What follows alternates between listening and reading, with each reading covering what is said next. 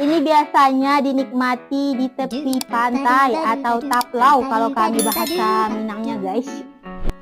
Apalagi kalau bukan kerupuk mie kuah sate. Ini aku bikin sendiri ya guys, homemade by Dapur Uni Nisa guys. Baru masak guys. Lalu kita tuang ke kerupuknya di atas mie-nya guys.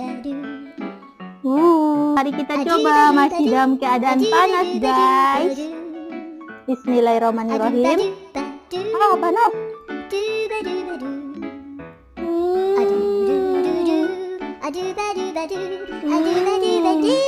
Memang kalau dibikin sendiri itu lebih nikmat guys, dan sesuai selera.